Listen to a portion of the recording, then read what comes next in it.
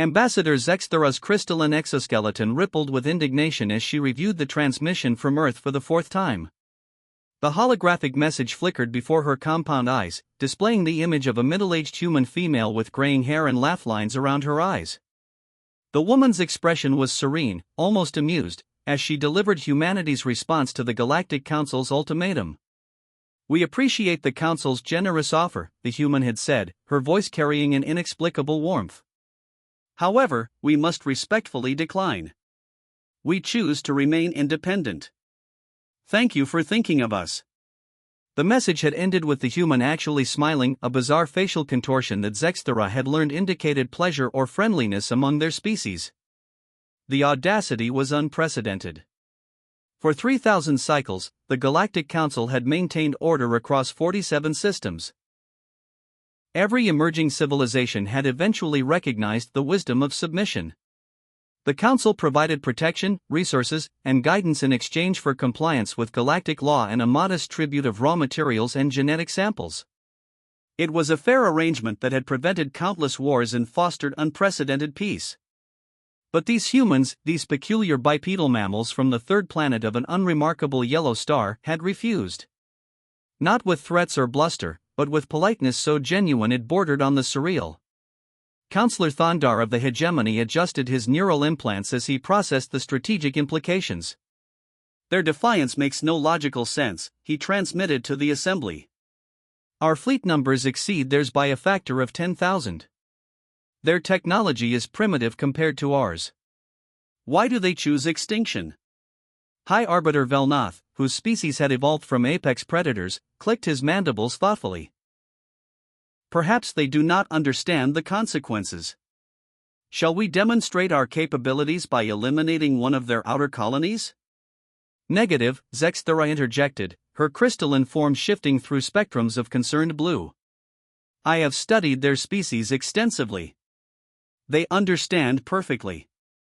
During their brief history, they have faced extinction-level events multiple times and have always chosen resistance over submission, even when resistance seemed futile."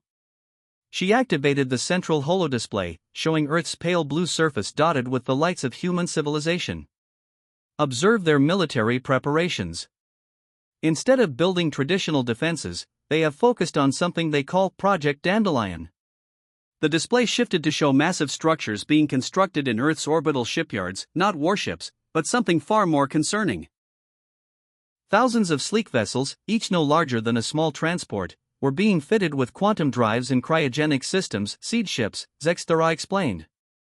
Each contains genetic samples, cultural archives, and volunteer colonists.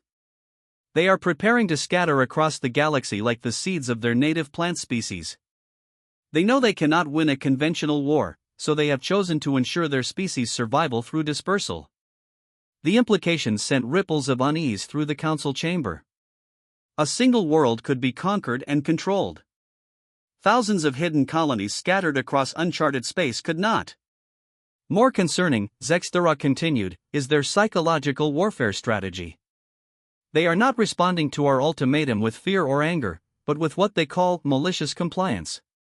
She activated another display showing recent human communications intercepts. Humans across their world were sharing messages of defiant joy. Children sang songs about flying with the stars. Artists created beautiful murals depicting human colonies on distant worlds. Musicians composed symphonies titled The Long Journey Home. They had turned their impending diaspora into a celebration. They are transforming their apparent defeat into victory, Zexthera observed. By refusing to submit, they force us to either destroy them, making us appear as genocidal tyrants, or scatter them across the galaxy, where they will be impossible to control and will likely contaminate other species with their philosophy of independence. Counselor Morthek of the Collective raised a plasma appendage. "Perhaps we should reconsider the ultimatum. One species' independence hardly threatens galactic order." "One species sets a precedent," High Arbiter Velnath countered. "If humans can refuse, others will follow. Chaos will return to the galaxy." But as the debate continued, reports began flooding in from across the galaxy. The human response had been broadcast on all frequencies, and other species were taking notice. Young members of the Talvarian Empire were asking why their species had submitted to council rule. Artists on Kepler 442b were creating works celebrating individual expression. Even some council member species were questioning why the humans' request for simple independence was being met with threats of annihilation. The humans had done something no previous species had managed: they had made the council appear unreasonable. 3 days later, Admiral Sarah Chen stood on the bridge of the UES Determination, Earth's flagship, as the first wave of seed ships prepared to depart.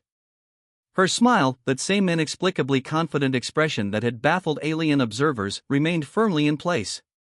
"Admiral," her communications officer reported, "we're receiving a transmission from the Galactic Council." "Put it through."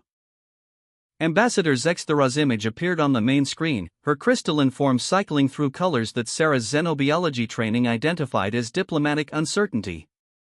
"Humans of Earth," Zexthera began, "the Galactic Council has reconsidered its position. We would like to discuss alternative arrangements. Perhaps a treaty of mutual non-interference?" Sarah's smile widened. Behind her, the first seed ships began their journey to the stars, carrying with them humanity's greatest export, the radical idea that freedom was worth fighting for, even when the odds were impossible. "We would be happy to discuss terms," Sarah replied. "After all, we've always believed that the galaxy is big enough for everyone to find their own way." As the transmission ended, Sarah gazed out at the stars that would soon welcome her species. Humanity had learned long ago that sometimes the best way to win was simply to refuse to lose. And when faced with impossible odds, they had discovered that a smile could be the most powerful weapon of all.